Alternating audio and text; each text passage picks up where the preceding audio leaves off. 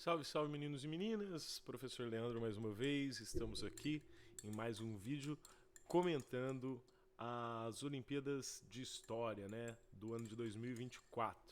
Agora eu vou analisar as 10 questões da primeira fase aqui da prova desse ano, né? Esse vídeo é especialmente para os meus queridos orientandos do Colégio Ângulo Ubatuba. Talvez esse vídeo que vai estar aberto aí para o público no meu canal acabe ajudando outras pessoas. Desejo boa sorte a vocês, mas só os meus alunos é que terão o direito de interagir, perguntar, né? E ademais, esse vídeo aí não vai estar sendo muito divulgado. Esse vídeo é especialmente para os meus alunos, mas se servir para mais alguém, ótimo. Boa prova. Vamos lá, questão 1. Em primeiro lugar, uma coisa que você precisa saber para responder às provas da ONHB.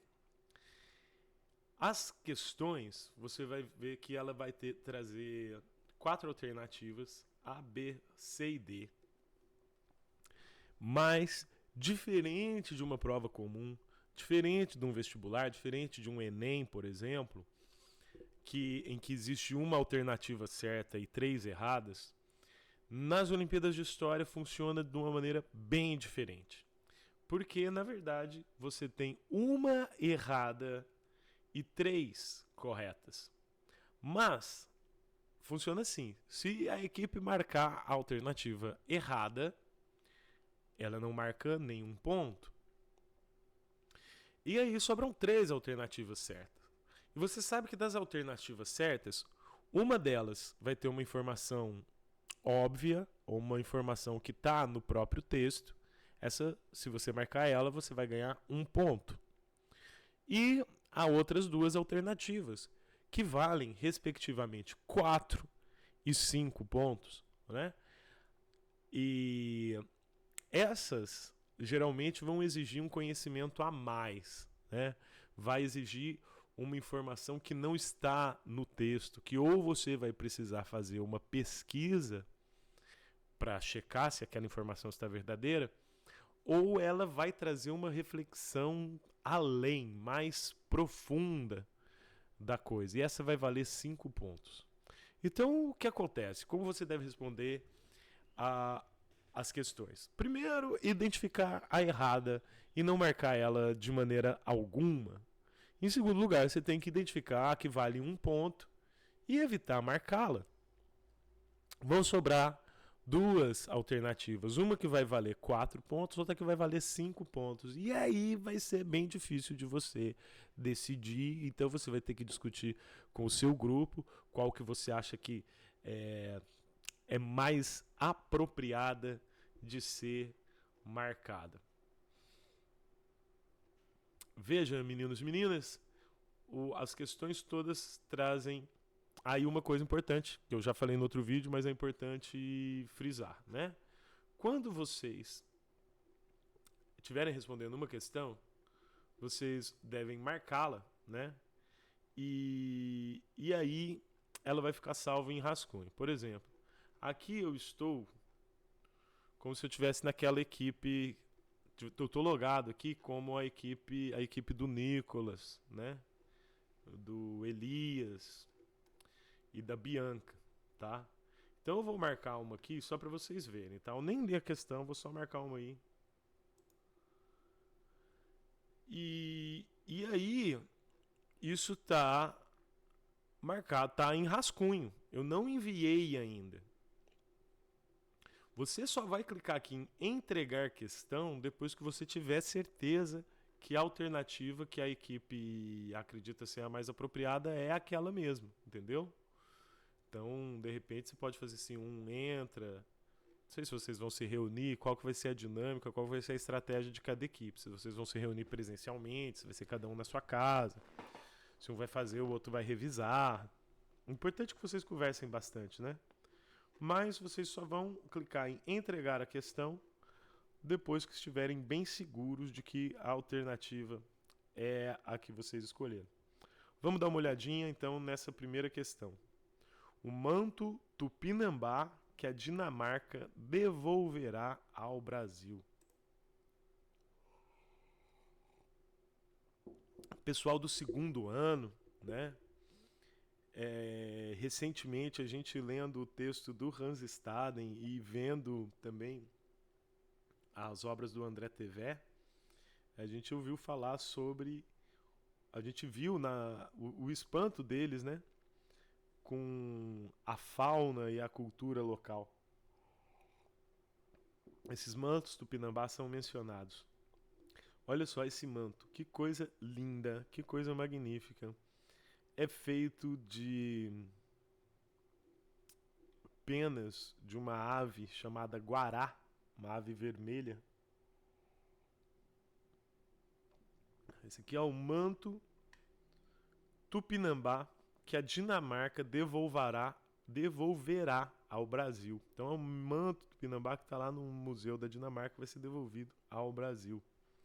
A fonte para você analisar é essa foto. Mas olha aqui que sempre cada fonte, né, ele traz aqui a referência, né?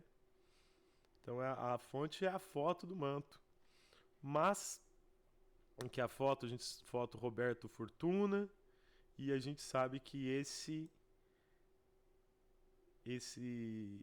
essa imagem ela foi publicada nesse endereço aqui, ó, no site da revista Piauí, que aliás é uma revista maravilhosa. Vejam só, você pode acessar a revista Piauí aqui, ó.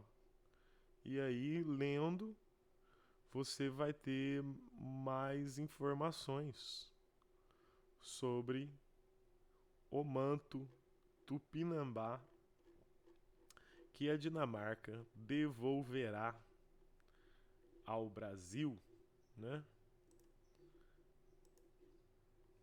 Existe uma grande discussão sobre os museus, né? Manto Tupinambá em exposição permanente Gente da Terra. Continuar lendo. Ó, Manto Tupinambá nessa exposição aqui. Opa, olha aqui as imagens produzidas pelos artistas do Brasil holandês. Olha aí, então essa imagem já mostra o manto Tupinambá no Museu de Copenhague. Olha aqui, você pode acessar.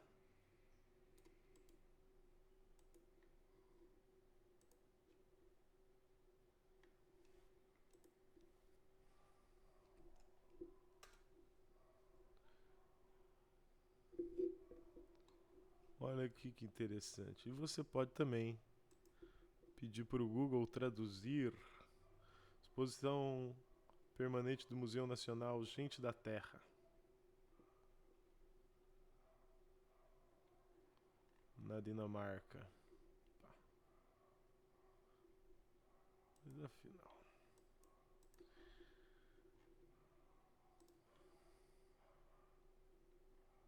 A volta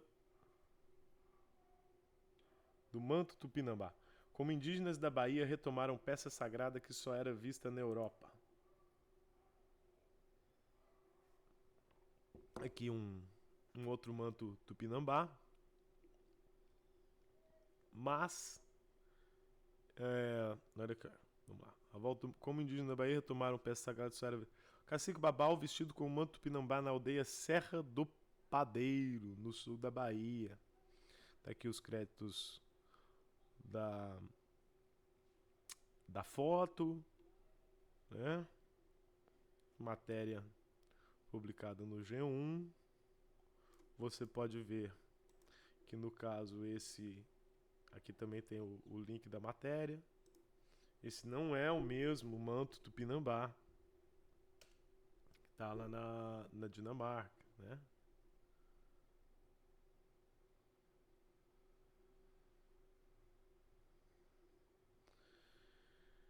E tem a matéria sobre esse manto tupinambá confeccionado aqui no Brasil, né? Um manto mais recente, né? Feito mais recentemente. Muito bem. Então, claro, quando vocês forem responder, vocês podem ler as matérias para ver com mais, se informar mais sobre o texto. Galera,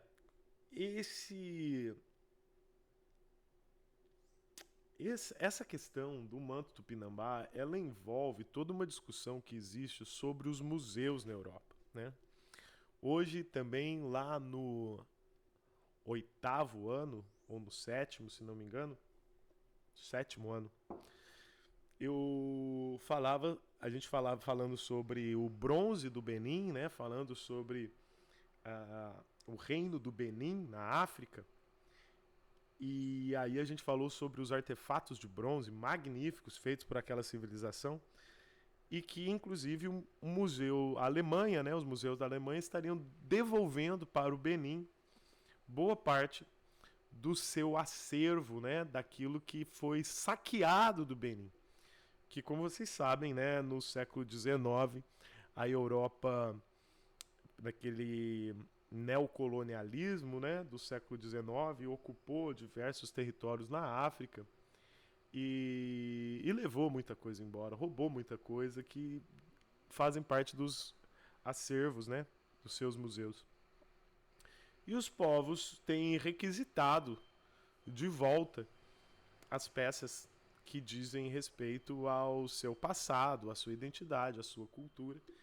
E algumas instituições têm devolvido, têm restituído aos países de origem algumas peças saqueadas, né? Outros, como os ingleses, são mais resistentes a isso. Inclusive, o pessoal na África tem uma piada sobre isso. Fala assim, sabe por que as pirâmides de Gizé estão no Egito? Por que tem pirâmides no Egito? Porque elas são grandes demais para os britânicos levarem para os seus museus, né? E seria o caso do nosso manto tupinambá, né?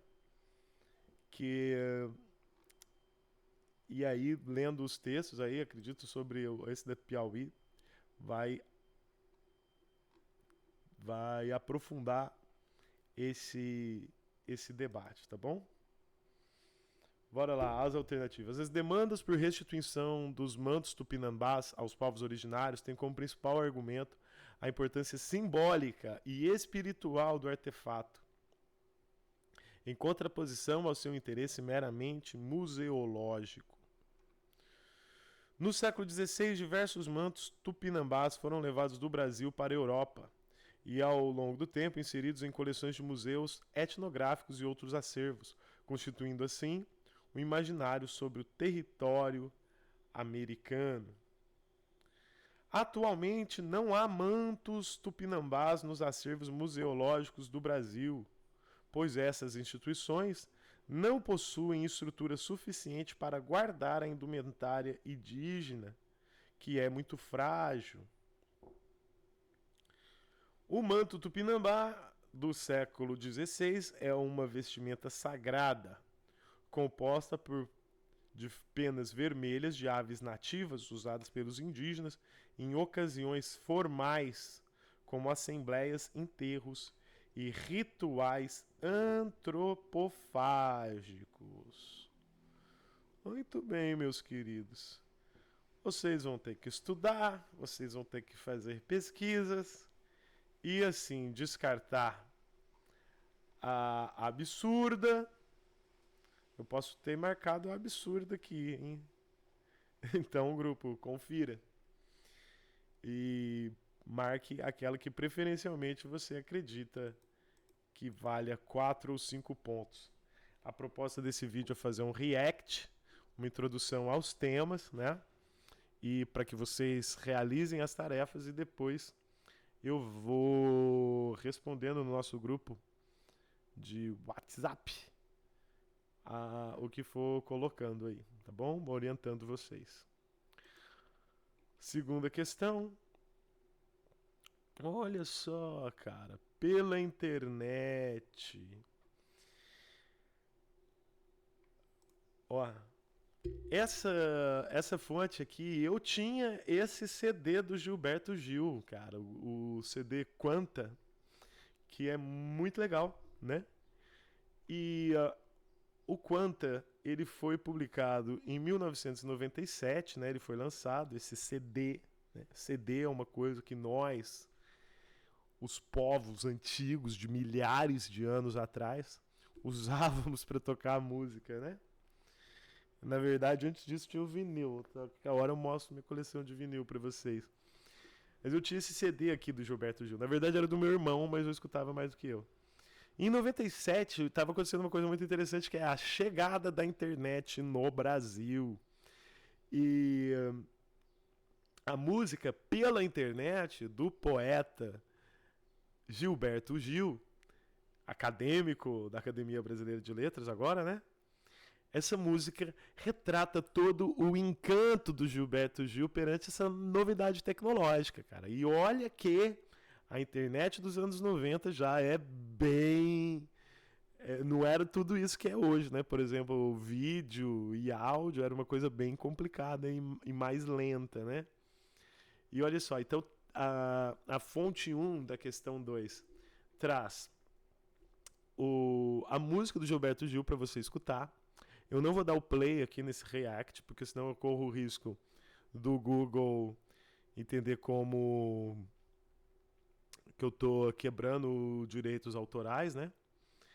Mas você pode escutar, né? A música do Gil, que é aquela: criar meu website, fazer minha homepage, com quantos gigabytes se faz uma jangada, um barco que veleje nesse informar, que aproveite a vazante da Infomaré, que leve um ouriqui do meu velho orixá ao porto de disquete, ao porto de um disquete de um micro em Taipé. Tem coisas aqui, cara, falando, tem referências aqui sobre uma internet, sobre uma informática que nem tem mais, né? Disquete, não sei se vocês sabem o que é o disquete. O disquete era um dispositivo que existia muito antes dos pendrives, muito antes de ser possível você salvar as coisas em nuvem. Era um dispositivo quadradinho assim, pequeno. Chamava de disquete, você gravava coisas ali. A capacidade de memória disso é muito pequena se comparado às coisas as tecnologias que a gente tem para isso hoje, né? Então, aqui ele tem essa música para você entender ela. Você tem referências dessa linguagem de coisas em inglês, né? Porque a maioria dos termos referentes à informática, à internet. Website. Website é site, tá? A gente falava website. Homepage é a página inicial, né? A gente está falando de uma internet quando ainda não existia redes sociais, por exemplo, né? Então as pessoas tinham que digitar o endereço dos sites para acessá-los. Gigabytes é a quantidade de medida, né? E o cara, fala sobre essa interconexão do mundo, algo que hoje é até banal, mas pra gente, que eu sou dessa geração aí que pegou também a transição, a chegada da internet, a gente poder se comunicar automaticamente com uma pessoa de outro lugar do mundo era uma coisa assim fascinante, né? De você entrar no site de um museu de outro país, ou usar um comunicador, e a gente usava uma coisa chamada ICQ, que veio muito antes do WhatsApp, né? O ICQ, você conseguia conversar com pessoas de outros lugares do mundo, né? Isso era fascinante. E o cara fala isso aqui: leve meu e-mail até Calcutá, depois de um hotlink num site em Helsinki para abastecer. Olha só, cara, ele está falando dessa dessa conectividade, né? Connecticut, Milão, Japão, Gabão, né?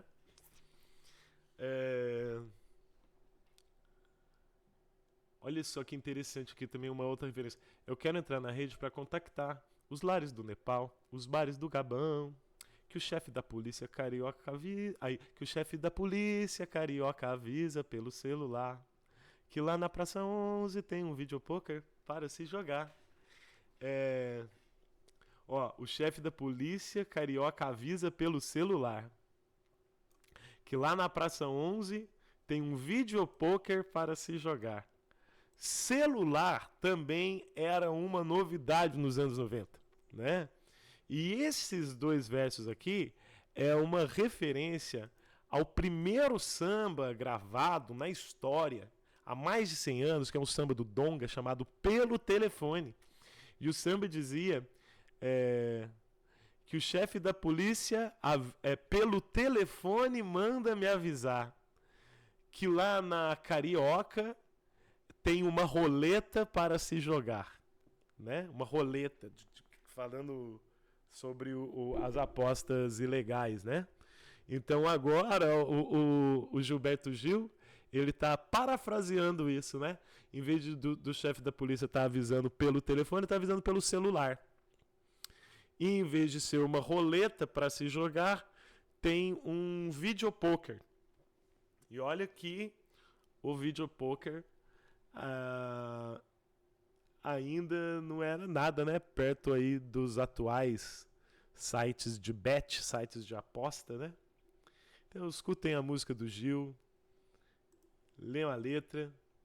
E aí, rapaz?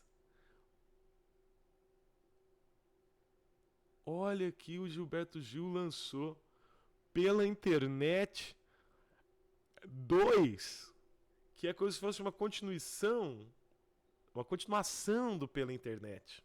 Ele já atualiza, né? Então, criei meu website, lancei minha homepage. E agora é terabyte, não é mais gigabyte, né? Olha só, atualiza a unidade de medida. 1 terabyte, que é muito mais... Quanto é? 1 terabyte são 1000 gigabytes?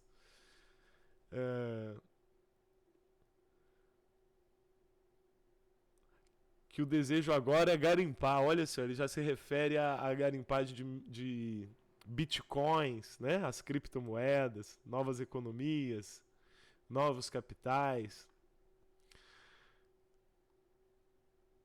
Aqui, ó, Anitta, Arnaldo Antunes, não sei mais quem, eu não sei mais quem, meu bem. O iTunes tem de A a Z quem você possa imaginar. Olha só como a internet, as novas tecnologias da internet trazem o acesso ainda mais facilitado à cultura do mundo todo. De A a Z, tudo que você puder imaginar, você encontra, né? Eu lembro que na internet dos anos 90, a gente tinha uma coisa chamada Napster, que pirateava música e você conseguia baixar a música, baixar os MP3 para o seu computador.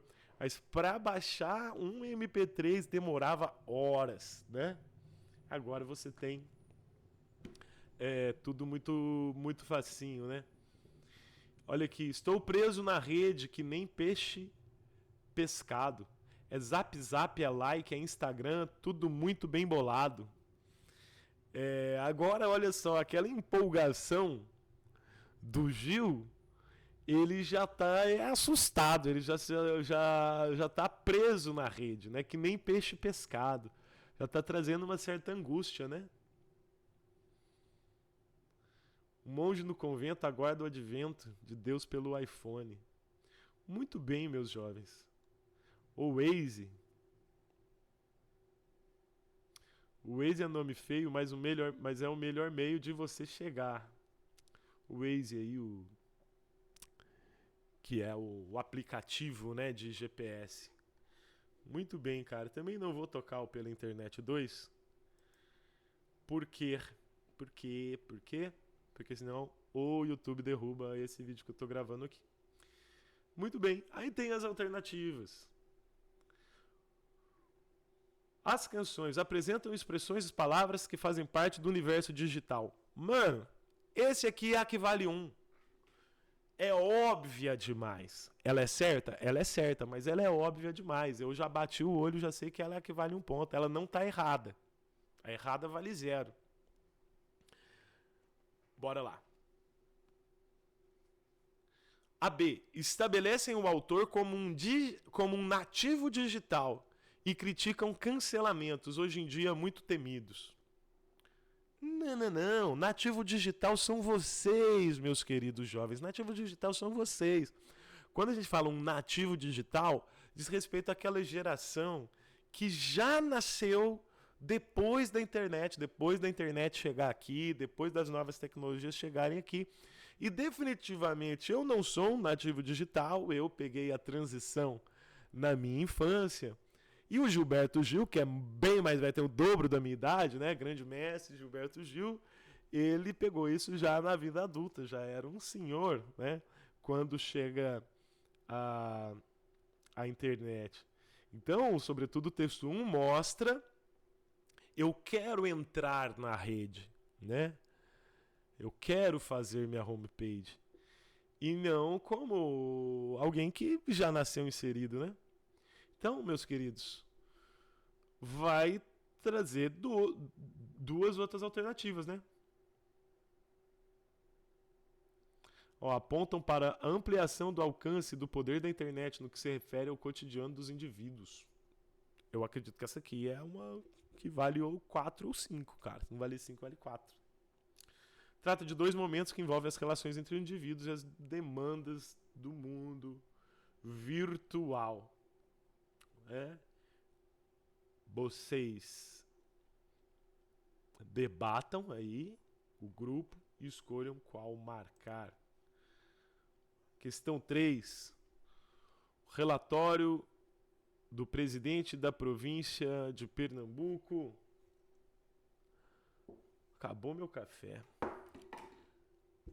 Relatório do presidente da província de Pernambuco, Assembleia Legislativa, 1857. Há ruas nessa capital, sobretudo no bairro do Recife, exclusivamente estreitas, úmidas, mal arejadas, guarnecidas de edifícios velhos e ignóbeis, em que habitam muitas famílias que ali acham a deterioração de sua saúde e até a deterioração de sua moral, pois a imundície que cerca o corpo contamina também a alma. Olha, cara. Olha só uma coisa legal que eu esqueci de comentar anteriormente, né?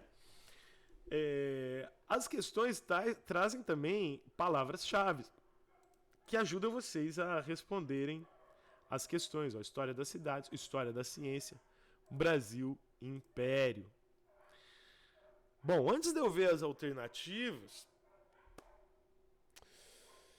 esse texto do século XIX, ela traz 2 coisas. Bom, primeiro, a questão do pensar a cidade, do pensar a saúde, né, do sanitarismo.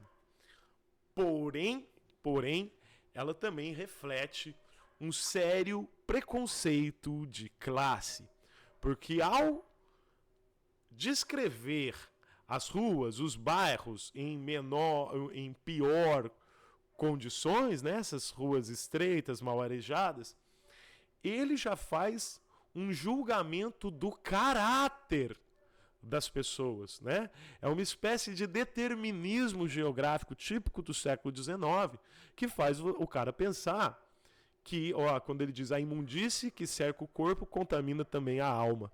De certa forma, ele está promovendo aí uma visão, se não racista, no mínimo classista, né? Que considera as pessoas mais pobres mais imorais, né? Ou de caráter mais duvidoso. Tem um outro texto aqui. Cidade vigiada, cidade civilizada. É um texto aqui, você tem a origem, do texto, né? Você tem um trecho que é apresentado pra gente, né? No exercício tem um trecho, mas aqui você copiar aqui, por exemplo, a referência, você vê que ela é da Revista de Pesquisa Histórica, número 34. Você pode pedir para o Sr. Google, ver se o Sr. Google acha para você. E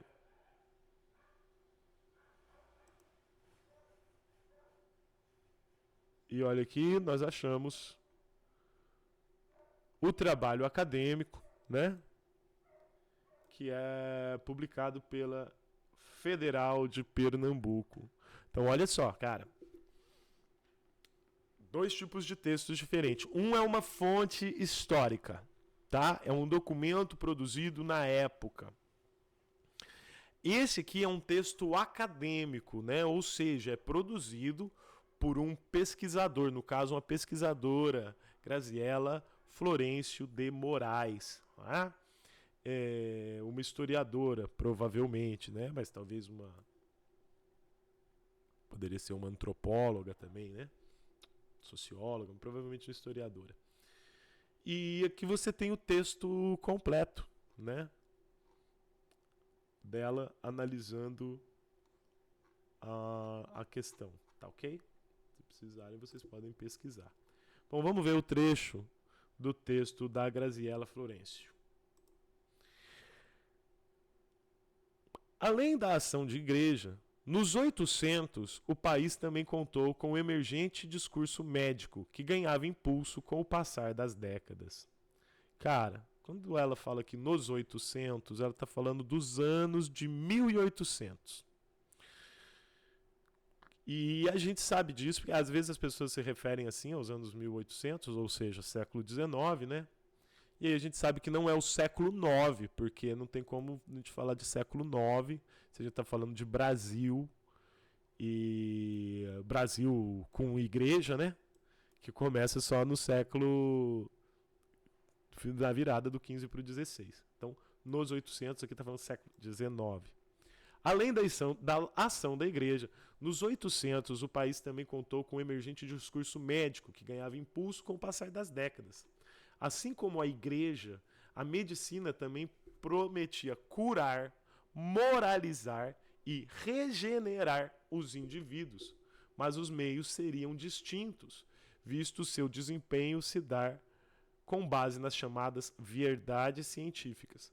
Ou seja, as respostas seriam proporcionadas pelo poder da ciência, que prometia garantir e defender, entre aspas, a boa moral e os, também, entre aspas, bons costumes. Então, olha só, cara.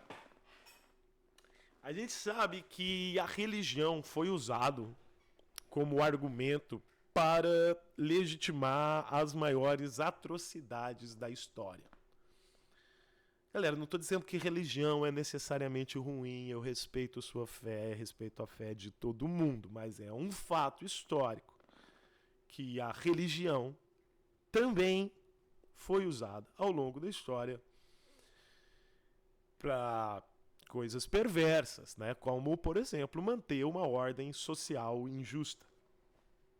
Ocorre que no século XIX, para legitimar ordem social injusta e para cometer-se outras tantas atrocidades, não se usa apenas o discurso religioso, se usa também o discurso científico.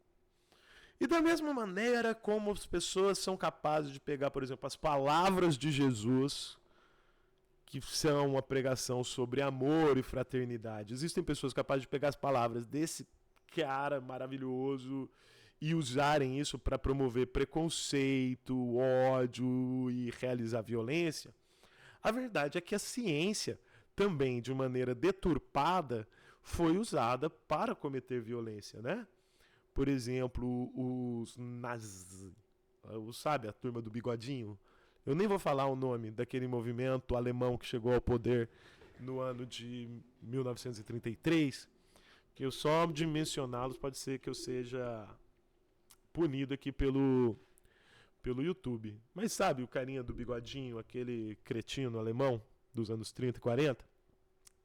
Veja, ele tinha um discurso racista e ele usava de maneira deturpada, né, as descobertas do Charles Darwin sobre a evolução das espécies. Ele deturpava aquilo para legitimar o discurso dele de raça superior dos alemães, né?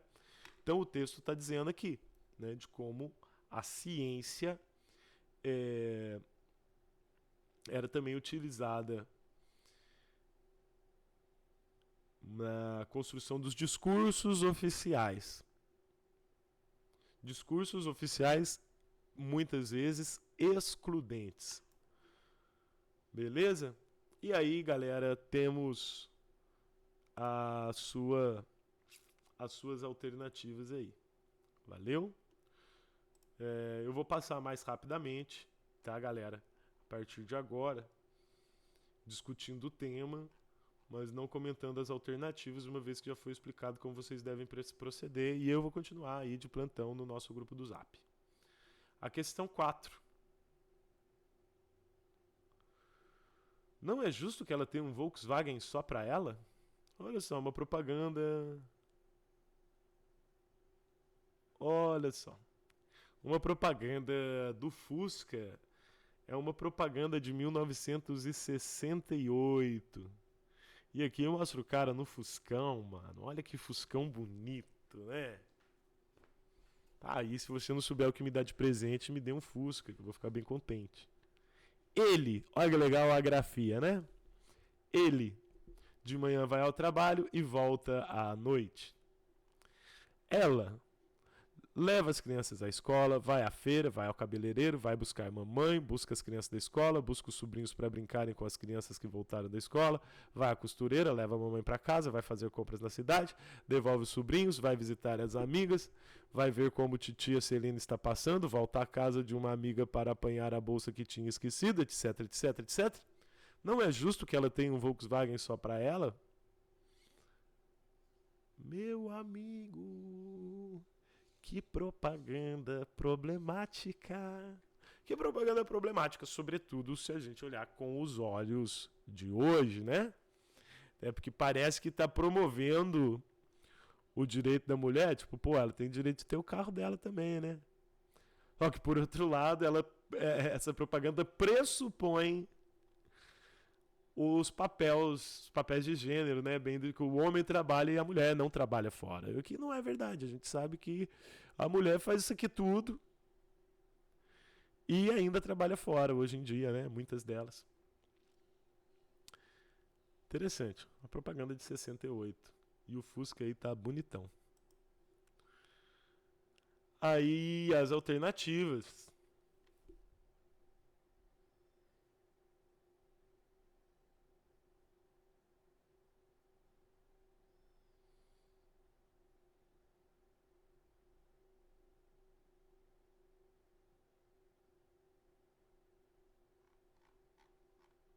Muito interessante essa questão. Tenho certeza que vai gerar boas discussões, sobretudo nos grupos mistos, que tem meninos e meninas.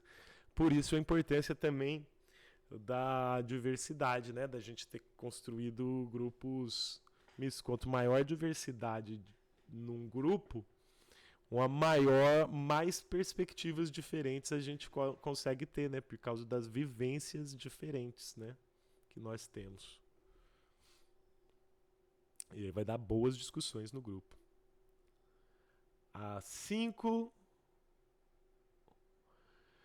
Um tipiti. Ô, louco! 500 pau por um tipiti.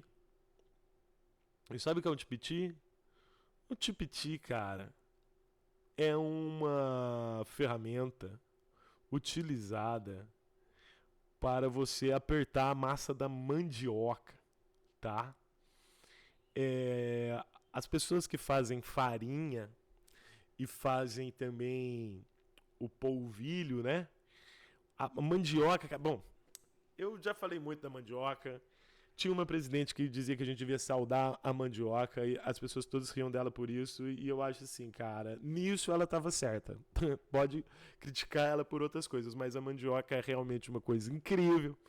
A mandioca é uma planta venenosa que foi domesticada pelo povo tupi e é um tubérculo que é rico em carboidrato, então é rico em energia.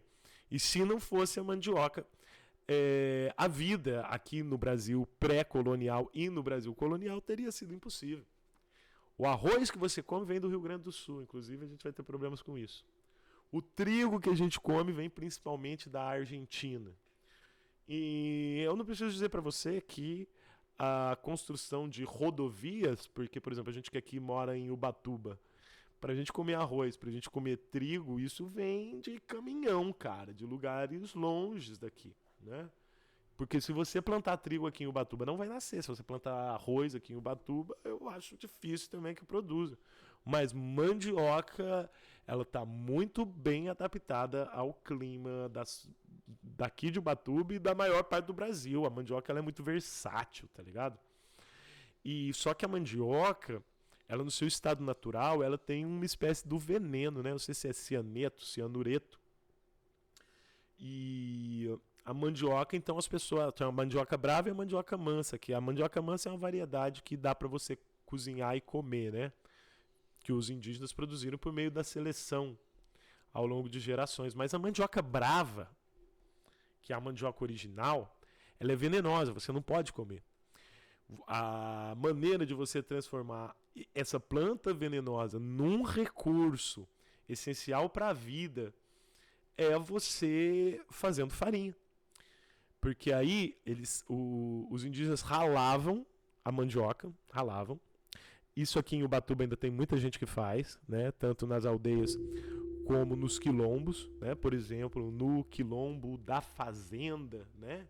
Ali na região norte de Ubatuba tem a casa de farinha. O pessoal lá faz a farinha, né? Então você tem que ralar a mandioca e pega aquela massa e coloca no tipiti. Com o tipiti, você puxa e aí quando você puxa, o tipiti aperta a massa da mandioca e escorre aquele caldo, certo? O que sobra no tipiti é a farinha da mandioca. A partir daí você torra ele e aí você elimina o veneno, tá certo? Aquele caldo que escorre, ele tá cheio de veneno, mas se ele secar também ele vai. Se você deixar ele descansando e evaporar a água, vai sobrar ali o polvilho, a goma da tapioca, certo? Mas o que chama a atenção é que um instrumento artesanal simples, usado por pessoas simples para fazer mandioca, para fazer farinha de mandioca, está sendo vendido por R$ 500. Meu amigo, quem depende de fazer farinha de tapioca não paga R$ 500 num tipiti, né? Ou você faz o seu tipiti, ou você vai espremer a massa da mandioca de um outro jeito, né? Então eu acho interessante que os caras estão vendendo numa Galeria Macunaíma, estão vendendo um tipiti por R$ 500, cara. Isso tipo, tá vendendo como se fosse um objeto de decoração, uma coisa exótica, algo assim. Olha aqui. A galera vende arte indígena nessa Galeria Macunaíma, inclusive objetos do cotidiano, por um preço muito caro. Bom, se isso estiver levando renda para aldeias indígenas, ótimo. Se tiver gente que compra isso por esse preço, ótimo também. Aí fica aí umas reflexões sobre o tipiti, tá? Olha aqui, tem outro tipiti sendo vendido aqui, cara, por R$ 368, né? Também disponível para vender pela internet. Não vou nem clicar, vou nem ver. Aí, ó, a galeria de arte e o site de decoração vendem objetos como tipiti com a finalidade de decorar ambientes. A comercialização do objeto fora do seu contexto original evidencia sua fetichização. Aí, mano, não sabe o que é fetichização? Dá seus Google, meu parceiro. Certo? É um conceito utilizado nas ciências sociais para descrever o processo pelo qual um objeto, pessoa, ideia, se torna objeto de desejo e adoração, muitas vezes de forma exagerada e irracional, né? O capitalismo tem isso, cara. Por exemplo, você pode ter uma camiseta e vendê-la por um preço, mas se essa mesma camiseta, igualzinha, tiver um jacaré bordado, e esse jacaré bordado tiver. E é só um jacaré bordado, tá ligado?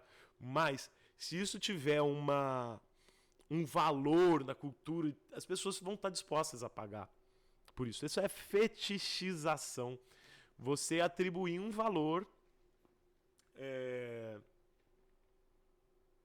simbólico à coisa, né? E está disposto a pagar, inclusive de forma exagerada e irracional.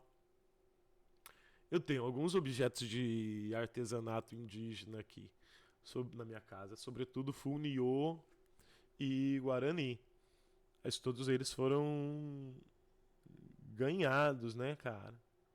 Ou comprados, como esse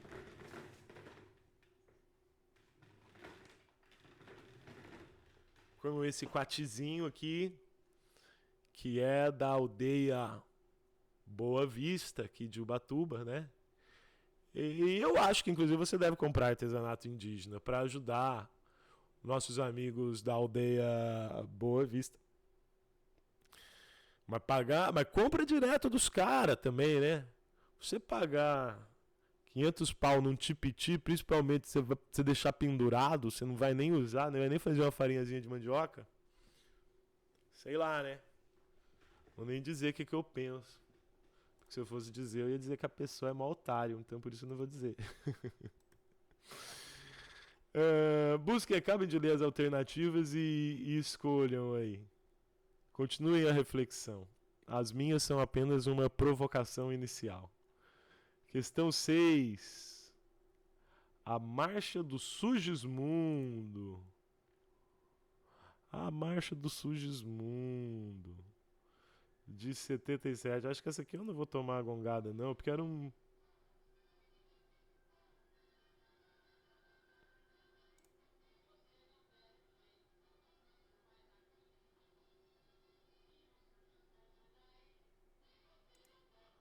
Oh, o Sugismundo, cara. Sugismundo, o cara que vai jogando lixo. Cara, isso é uma campanha de 72. O Sugismundo. Sugismundo, cara, sabe o cara que joga sujeira por aí? Então, né, vem milhares deles para Ubatuba todos os anos, né? Deixam as praias muito porcas. Não seja você um Sugismundo. É Sugismundo, cuidado com o lixo, de 77.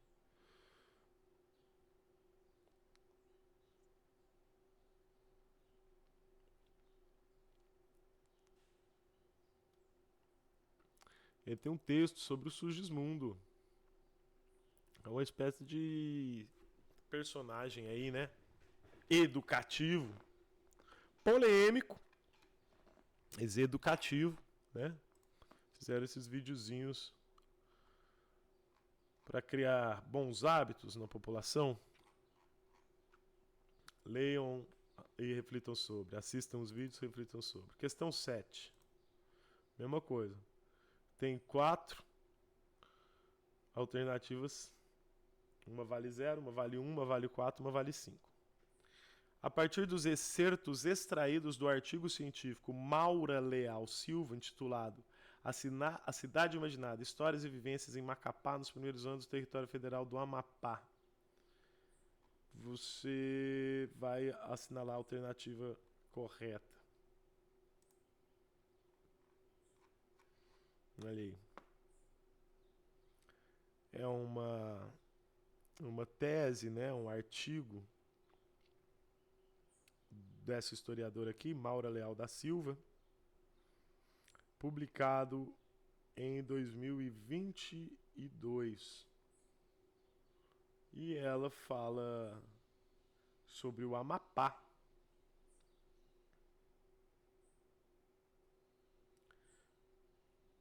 Até esse decreto, o município de Macapá, assim como os de Mazagão e Amapá, faziam parte do Pará. O surgimento de um Amapá político-administrativo, que daria origem à criação em 1988 de um dos mais novos estados da Federação Brasileira, começou a ser imaginado como desmembramento desses 3 municípios paraenses em 1943. Então, galera, o mapa do Brasil mudou, né? E por ter mudado o mapa do Brasil, por exemplo, além do surgimento do estado do Amapá, né? O surgimento do estado do Tocantins, né? O Tocantins que fazia parte do Goiás e aí também se desmembrou na mesma época, né? E por isso mudou a bandeira do Brasil também, né? Porque cada estrelinha representa um estado. Então, em 88, teve a criação de novos estados e a adição posterior de novas estrelinhas na nossa bandeira. E o texto fala sobre os primeiros tempos aí do Amapá. Um texto acadêmico. Questão 8. Fora Collor, fora Collor. Eu me lembro muito bem do fora Collor. Fernando Collor de Mello, meninos e meninas, foi o primeiro presidente eleito no Brasil depois da redemocratização. Em 1961, foi eleito o senhor Jânio Quadros,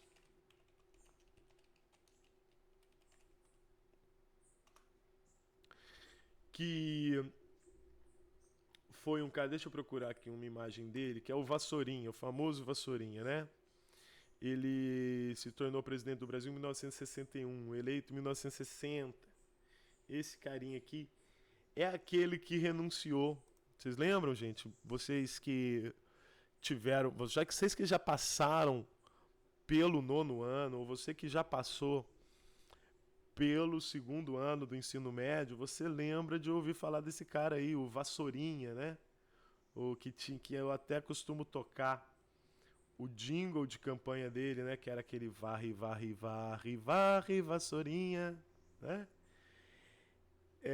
O cara que proibiu o biquíni, aquele mesmo que proibiu o biquíni, a briga de galo, o lança-perfume, né? Esse cara foi eleito em 1960, ele renunciou e no lugar dele assumiu o presidente João Goulart, que tinha sido eleito vice dele. O João Goulart foi derrubado por um golpe militar, que você também já sabe, que ocorreu um golpe, o nome é golpe, em 1964, que acabou com a democracia e instaurou uma ditadura que durou até 1985. Em 1985 nós tivemos um presidente civil pela primeira vez, mas ele também não foi eleito, né? Foi eleito de maneira indireta o Tancredo, ele morreu, no lugar assumiu o presidente José Sarney. Durante o governo do José Sarney foi feita a Constituinte. Em 89, veja, 1960, 1989, são quase 30 anos sem eleição para presidente. Em 89, finalmente é eleito Fernando Collor de Mello. As pessoas estavam ansiosas, cara, para eleger o presidente da República. O fim da ditadura teve muitas manifestações, as manifestações pelas eleições diretas, e que o povo foi à rua gritando: 1, 2, 3, 4, 5 mil, queremos eleger o presidente do Brasil. Beleza, em 89 teve eleição e foi eleito Fernando Collor de Mello. Eu não preciso nem dizer para vocês a decepção que foi que o nosso primeiro presidente eleito se visse, pouco tempo depois, envolvido em graves escândalos de corrupção. Né? Esse presidente aí, que foi eleito no segundo turno. No segundo turno, o Collor ganhou do Lula. E ele foi eleito com apoio da Rede Globo, né? E de outros setores da sociedade, os quais foram decepcionados, eles próprios, pelo governo do Fernando Collor, né? E aí teve um escândalo de corrupção, inclusive um escândalo de corrupção que foi denunciado pelo próprio irmão, o Pedro Collor de Mello, né? E houve uma CPI e o processo de impeachment do presidente Fernando Collor. Mas antes do processo do impeachment, teve aí, né, no ano de 92, o protesto dos chamados carapintadas, que foi uma espécie de revolta juvenil, né? Porque os principais participantes eram a juventude, que foi às ruas dizer: não, nós não aceitamos isso, e fora Collor, né? Esse movimento ficou chamado de carapintadas. Eu me lembro, quando tinha começado o processo de CPI, de cassação, eu me lembro mesmo, eu era pequeno, tinha 10 anos, mas eu me lembro. O Collor, um dia ele foi à TV e ele já estava sendo muito criticado pela imprensa e pelas conversas do povo nas ruas, né? E ele ia ficando acuado, e ele queria demonstrar que ele tinha poder, assim, ainda que ele tinha apoio popular. Então ele pegou e foi na rádio e TV e falou: eu quero chamar os brasileiros para que no próximo dia tal, que era o fim de semana, todos saiam às ruas vestidos com as cores da bandeira para mostrar que apoiam o seu presidente. E na verdade, no dia que ele marcou e falou para todo mundo sair de verde e amarelo, as pessoas organizaram protestos que saiu todo mundo vestido de preto. Foi de preto, protestar contra o Collor. Para dizer: não, Collor, você queria manifestações populares? Aqui estão nossas manifestações mostrando que nós não queremos você. Só que a galera foi esperta, que assim, no primeiro momento eles usaram o preto para não fazer conforme o Collor tinha mandado, mas nas manifestações pelo impeachment do Collor, nas manifestações do chamado Fora Collor seguinte, as pessoas resgataram a bandeira e falaram: pô, que palhaçada é essa de um presidente achar que as cores da bandeira pertencem a ele ou ao partido dele? Nós vamos usar a cor da bandeira, sim, mas para protestar contra o Collor. E as pessoas iam vestidas de verde, amarelo e preto, né? E pintavam as suas caras, né? E por isso esse movimento ficou conhecido como os carapintadas. Aqui, se você quiser ver uma reportagem sobre isso, a questão traz. Olha aí.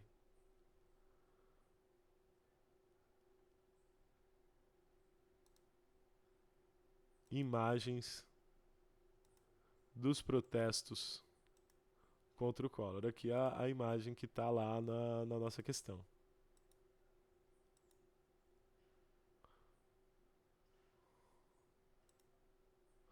Muito bem. Na época passava uma novela, uma série brasileira chamada Anos Rebeldes, que era sobre a ditadura. Então era que Anos Rebeldes, próximo capítulo, Fora Collor. Então é a galera daquela juventude dos anos 90 que queria dizer: nós também somos rebeldes. Da mesma maneira que a geração anterior lutou contra a ditadura, nós, a geração agora 90, vai lutar para que a democracia prospere e não seja maculada pela corrupção. Então é isso, tá? É disso que se trata a fonte apresentada na questão 8. Em passear, ó, aqui outra foto de manifestação do Fora Collor. Estudantes dão seu recado em cores e palavras de ordem inconfundíveis. Meus queridos jovens, o jovem, quando ele não é alienado, ele realmente quer estar bem informado e participar da vida política da sua sociedade. O que é algo muito correto, muito justo e muito bom, né? Você exercer a sua cidadania das maneiras pacíficas que a Constituição te permite, tá certo? Interessa se você é de direita, se você é de esquerda, se você é liberal, se você é socialista, isso é problema seu. Você só não pode ser um idiota, nem um alienado, tá certo? Vote em quem você votar, acredite no que você quiser acreditar. É claro, você não pode recorrer à violência, recorrer ao terrorismo, né? Ser desonesto, mas mantendo sua coerência, tá ligado? E a sua retidão de caráter, você pode e deve participar da vida política do seu país, da sua cidade, tá certo? Como essa geração aí, cara, que foi aí pro Fora Collor. Sobre os documentos apresentados. Aí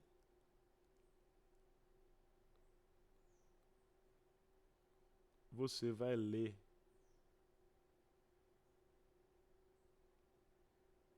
Olha, a A é a errada, tá? Eu já sei que é a errada, porque ó, as fotografias registram a comemoração da destituição do presidente. Acho que tem algumas fotografias que são não de comemoração, mas pedindo a saída do presidente. E o entusiasmo dos jovens estudantes que, através das suas ações, contribuíram para o fim da carreira política e o seu ostracismo da vida pública, falando ao Collor. Infelizmente, não foi o fim da carreira do Collor. O Collor foi impeachmentado, ele perdeu os seus direitos políticos, porque a corrupção era braba, né? Ele foi condenado, não teve nenhuma revisão da pena, todos os procedimentos foram legais, foi julgado pelo Congresso, foi julgado pelo Supremo, né? Não houve nenhum tipo de armação com o juiz, foi tudo feito certinho. E ele foi impeachmentado e ficou 12 anos sem poder disputar eleição. Ficou 12 anos inelegível. Só que não foi o fim da carreira política dele, porque 12 anos depois ele voltou como senador. Se não me engano, é senador da República até hoje, né? Ó, Fernando Collor, com 2 L's, de Mello. Olha aqui, você encontra a informação dele. Ele foi senador de Alagoas até o ano passado.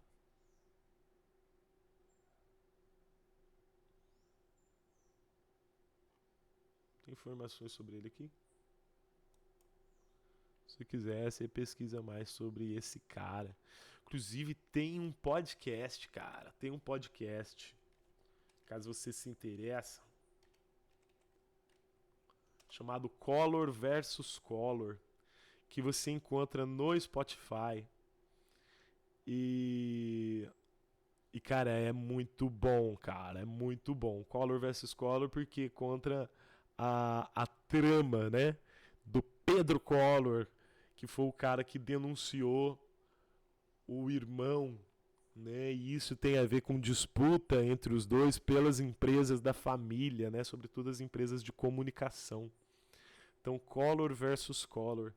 Você pode assistir aí, ó, o nome do primeiro capítulo, Caim e Abel, né? Os personagens bíblicos, o irmão que matou o irmão, né? Então, meus amiguinhos, A não é de jeito nenhum, porque a carreira do Collor não acabou. Ela foi interrompida por 12 anos e ele depois voltou. Certo?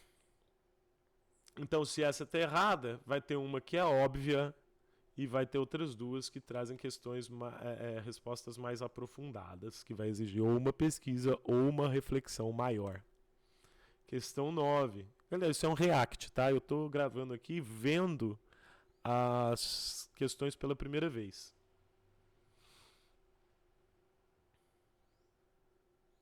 Demolição do Morro do Castelo, ao fundo, alguns pavilhões da Exposição Internacional de 1922. Caras, o Morro do Castelo não existe mais e tinha umas coisas muito bonitas, muito interessantes ali na época. Aqui você vê a demolição do Morro do Castelo.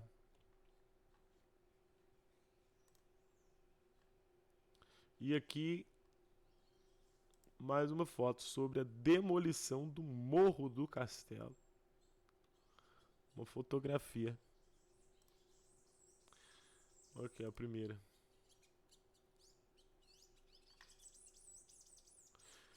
Você pode. Olha aqui, ó.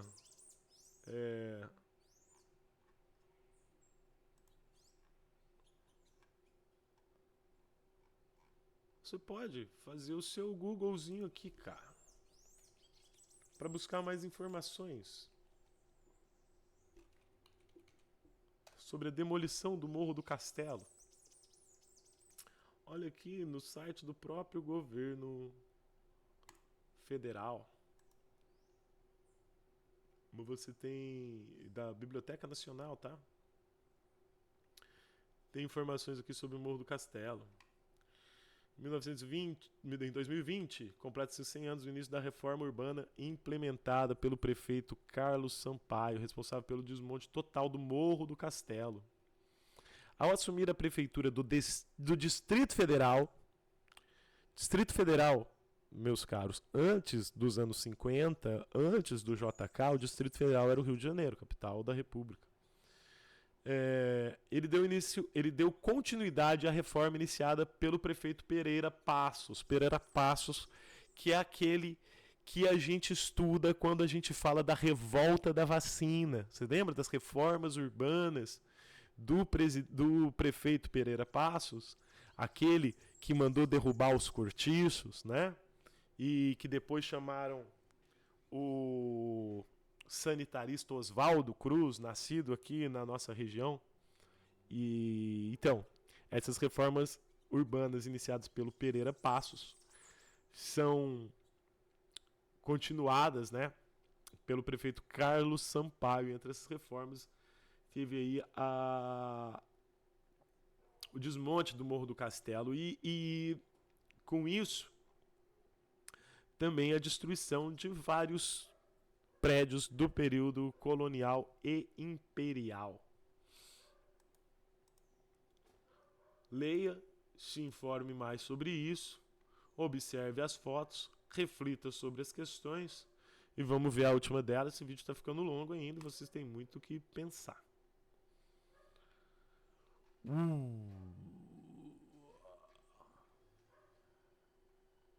Salão para alisar cabelos crespos, cabelos com 2 L's. Olha só.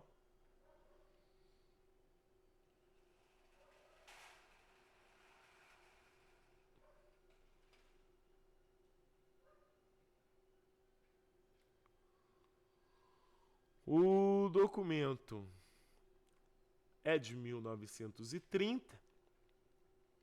Pode ser consultada pela Hemeroteca Digital. Hemeroteca significa uma coleção, um acervo de jornais, tá?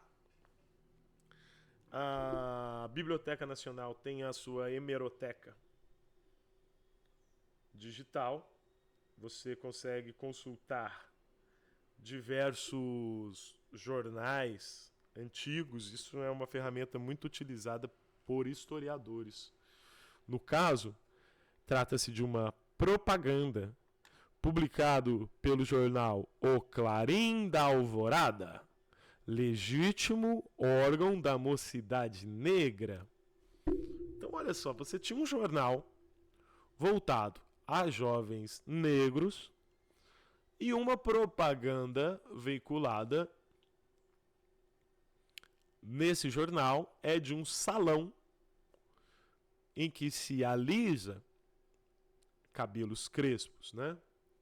E assim, Eu acho que quem quer alisar, alisa. Quem não quer alisar, não alisa. Quem sou eu para falar qualquer coisa, né? Um homem branco.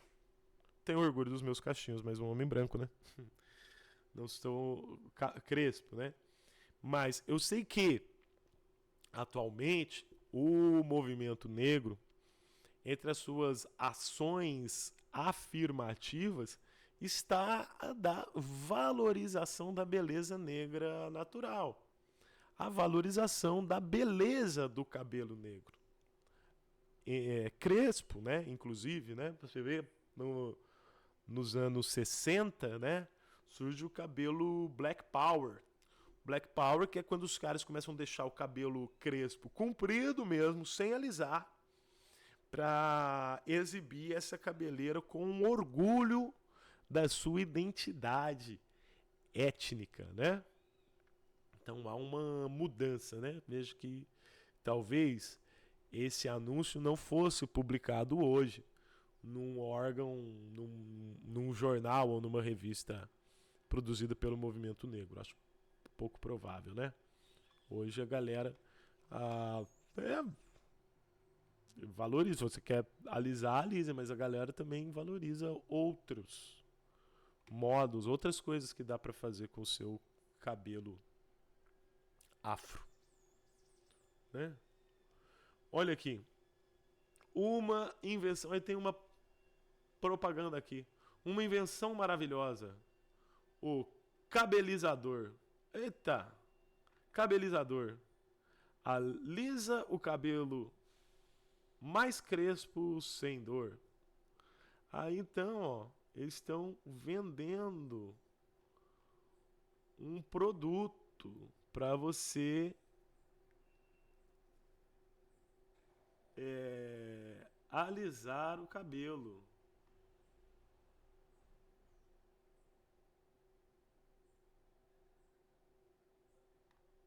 Olha aqui. Uma causa que até agora parecia impossível e constituía o sonho dourado de milhares de pessoas, já é hoje uma realidade irrefutável. Quem teria jamais imaginado que seria possível alisar o cabelo, por mais crespo que fosse, tornando-o comprido e sedoso? Graças à maravilhosa invenção, nosso cabelizador consegue-se, em conjunto com duas pastas mágicas, alisar todo e qualquer cabelo, por muito crespo que seja. Com o uso desse maravilhoso instrumento, os cabelos não só ficam infalivelmente lisos, mas também mais compridos. Cara, eu sei que... Vou contar um negócio, vocês vão rir de mim, cara. Eu já alisei o meu cabelo. Mas eu era jovem, tá? E eu não tinha o orgulho que eu tenho dos meus cachinhos hoje. Mas não deixa de ser uma química, não deixa de ser uma coisa agressiva pelo cabelo, sabe? E esse cabelizador aí, ó, é uma espécie de pente quente, sabe? De pente quente que as pessoas passam no cabelo, então é um processo doloroso, né? E mal cheiroso também. Por isso também a questão da afirmação da beleza do cabelo negro, da não necessidade de você fazer isso. Tá, mas isso são apenas reflexões iniciais feitas por mim. O grupo é diverso, pode aprofundar essa questão. Vocês têm vivências diferentes, cabelos diferentes, podem discutir bastante sobre isso e ver a alternativa que você acha mais interessante. Vamos ver as alternativas. Atestam dentro do mercado de beleza negra da época, de salões e produtos especializados no alisamento de cabelos crespos, com alcance nacional. Permite pensar como a reconstrução da feminilidade negra e o combate ao racismo envolviam estratégias baseadas na aparência do cabelo crespo ou liso. Apontam para um padrão de beleza civilizatório, em que o cabelo liso era associado à elegância e modernidade, enquanto o crespo era entendido como primitivo e desleixado. Olha, essa aqui está muito interessante, essa alternativa, porque realmente a propaganda tanto do salão quanto do produto de alisar, eles partem do pressuposto de que todo mundo que tem cabelo crespo deseja alisar, né? E talvez isso fosse verdade em outro tempo, mas hoje não mais, né? Mostram como no começo do século XX as propagandas dos periódicos eram proibidas de representar um público pardo ou negro. É verdade, as propagandas nos periódicos não eram proibidos de representar pardos ou negros, né? Tanto que na propaganda tem aqui uma mulher negra representada. A questão não é de proibição ou não. A questão é que, de fato, era muito pouco espaço dado a essa população negra, né? Tanto é que eles tinham seus próprios periódicos, seus próprios jornais voltados a esse público específico, né? Muito bem, meninos e meninas. Desejo que façam uma boa reflexão, façam boas leituras e que isso vos ajude a aprender história, né? Vos ajude a refletir sobre a história do Brasil e desejo que as nossas equipes todas passem para a próxima etapa. Valeu, vou cortar aqui que o vídeo já está bem grande e posso comentar e responder mais comentários no nosso grupo das equipes de História do Colégio Anglo-Ubatuba pelo WhatsApp. Valeu, forte abraço, aproveita, deixa um joinha para me fortalecer aí no YouTube, custa R$0. Beijinho no coração, coraçãozinho de dorama para vocês.